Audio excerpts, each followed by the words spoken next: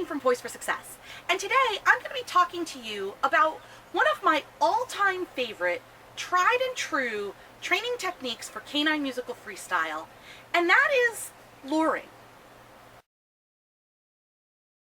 Luring gets a little bit of a bad reputation.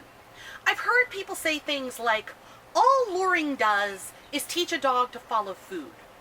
Well, in my experience, that's actually not true, because I've trained many dogs to carry out many behaviors on cue and independently that we started out with luring. I've also used luring with many dogs to help a dog transition from the early stages of training to fluency. I think there's a lot more to luring than meets the eye.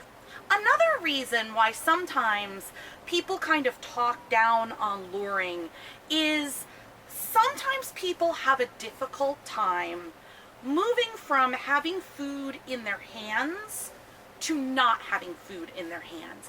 And absolutely, in order for luring to be successful, you do have to be able to fade the lure and build fluency in the behavior for the dog.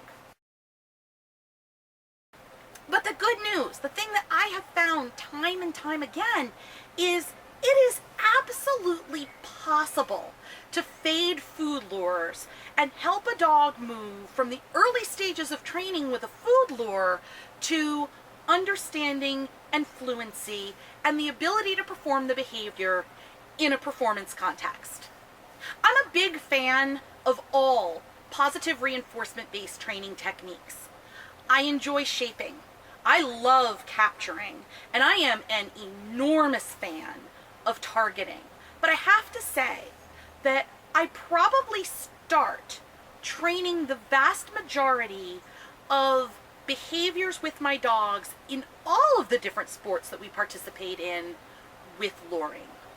Years and years and years ago, when I first got started in agility with Tessa, she was having trouble transitioning from performing the obstacles from a stationary position. You know, she started off, okay, you're standing still, you take a jump.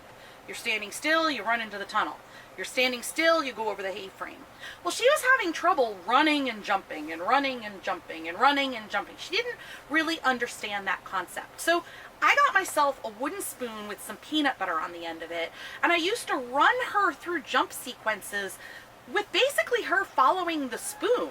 Now, she was taking the jumps, but the spoon gave her the line that she needed to follow, and she learned to perform jumping sequences. She learned how to follow my handling without a wooden spoon with peanut butter, but she started out that way.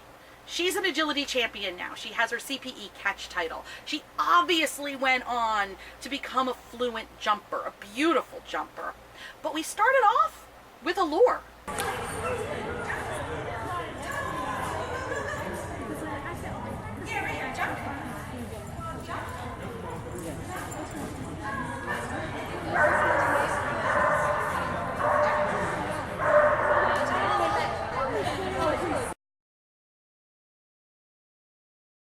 There's sort of an idea out there that shaping is better, that it's always better to let the dog learn basically operantly.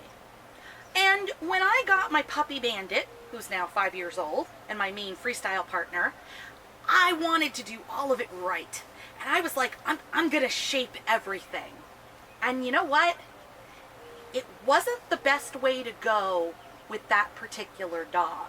I know there are many dogs who learn very, very well through shaping, but Bandit got very frustrated. And when I finally threw up my hands and said, forget it, I'm just gonna pull out a lure and show him what I want, he started learning. He started to excel. And that was when I realized that, again, this training tool has gotten a little bit of a bad reputation, but really, it's a fantastic training tool. It's a method through which a dog can begin to learn. Now, as far as the following food objection, here's what I have to say. let's say we went back in our minds to the days before we all had GPS on our smartphones. And let's say I wanted to go somewhere I'd never been, and a friend of mine said, I'm driving over there, just follow me.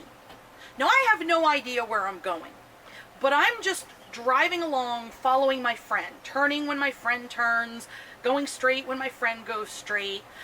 At first, yeah, I might get where we're going and be like, I don't really know where I am. I couldn't get myself back here to save my life.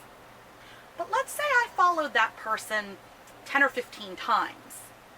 Pretty soon, I'm going to know the way there, because the more I follow that person, the more I'm going to pay attention to my surroundings.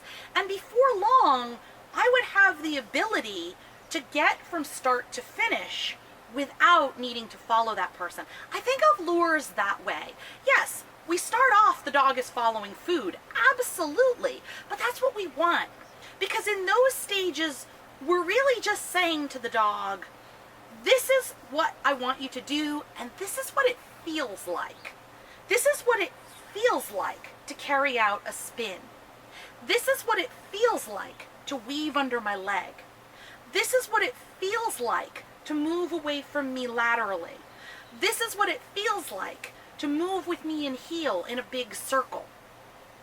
At that point, I don't expect my dog to do anything but follow food. But through repetition and following food, and then later, of course, a process of fading, my dog is actually able to get from, well, yeah, I started off following food, but now look, I can say spin, and my dog can go bloop, my dog can spin. I have had this happen time and time and time again. So I will never be convinced that all a lure does is teach a dog to follow food. I agree. At first, a lure is about the dog following food. But if you use the lure well, you should be able to teach your dog to carry out different behaviors and to understand what they need to do.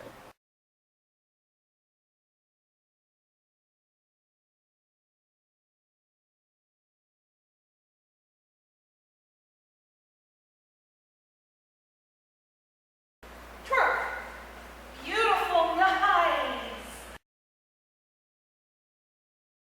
So when do you get rid of the food in your hand?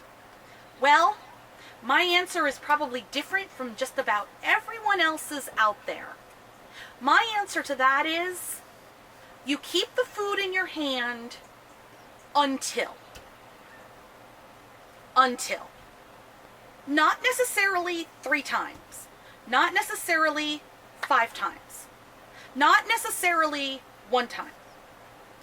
Perhaps sometimes 1 time. Perhaps sometimes 3 times. Perhaps sometimes 5 times. Perhaps sometimes 15 times.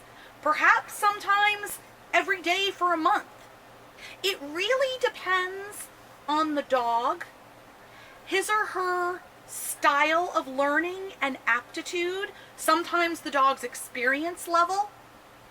You use the food in your hand until the dog is clearly comfortable following your hand in that motion. You'll know it.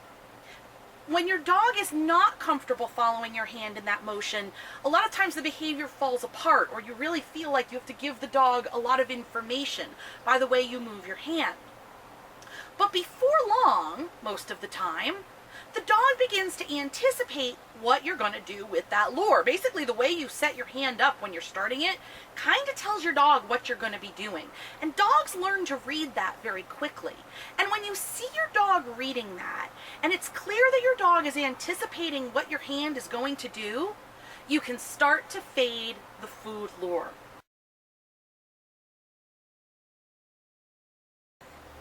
So what if your dog just flatly refuses to do anything unless there's food in your hand? Well, it's like anything. That's a skill. That's a skill that you need to teach your dog.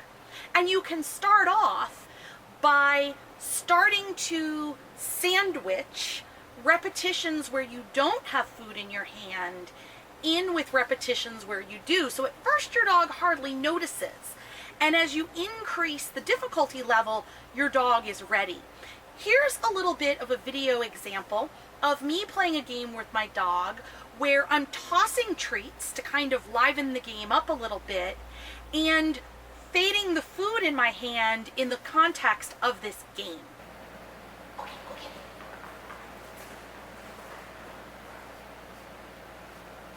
Have food, Lord? Yes, nice job, good. Okay, go get it. Now this time I'm not going to have food in my hand. Good boy, yes. And he gets the reward. Okay, go get it.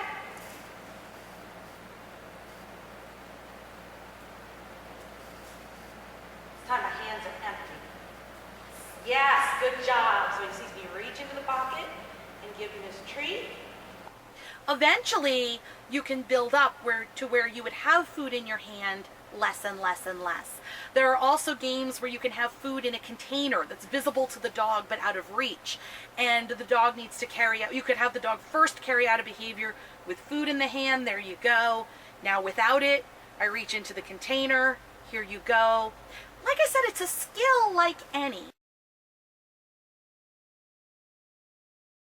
So as a technique for canine musical freestyle training, I love luring, and I love luring for these reasons. First, it presents to the dog an objective. It says to the dog, this is what you're going to be learning. We do this when we teach people. I could say the objective of this lesson is for you to learn how to fade food when you start off teaching with a lure. You know the objective so you know where you're going. We don't walk in and I start talking and you're like, what are you talking about? What's the topic? We state the objective. Luring states the objective to the dog. Second, luring gives the dog the opportunity to feel what the finished behavior will be like. Even if I'm going to combine it with another training technique, such as capturing or shaping or targeting, I often like to start with a lure just so my dog has a feel for where we're going to go. That brings me to my next point. I love luring because it combines very well with other training techniques. I like to combine luring and capturing, or sometimes even luring and shaping. Lure part of it, shape part of it. Lure and then allow the dog to go through an operant shaping process. Targeting really is luring without the food, which is a reason I love targeting. I love targeting for the same reasons that I love luring.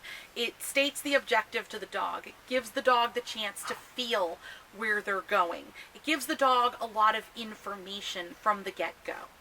And finally, I love luring because I do believe that for any dog and handler team, starting off with food and then taking the dog to the point where food is not necessary anymore is a great experience for the dog and handler.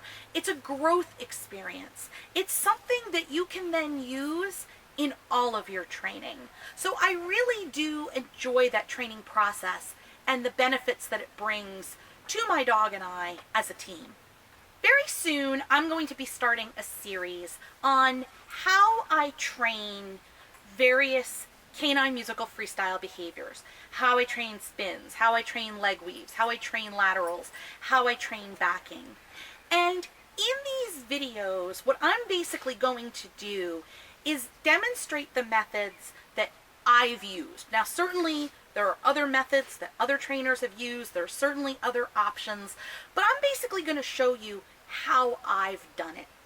And because luring is one of my favorite training techniques, you will see a good bit of luring in those demonstrations. You'll see some shaping, you'll see some capturing, you'll see some targeting, you'll see some luring. This video serves as kind of my introduction to why I enjoy using the technique and my thoughts on it. So thank you very much for joining me today. I'll see you in the next one.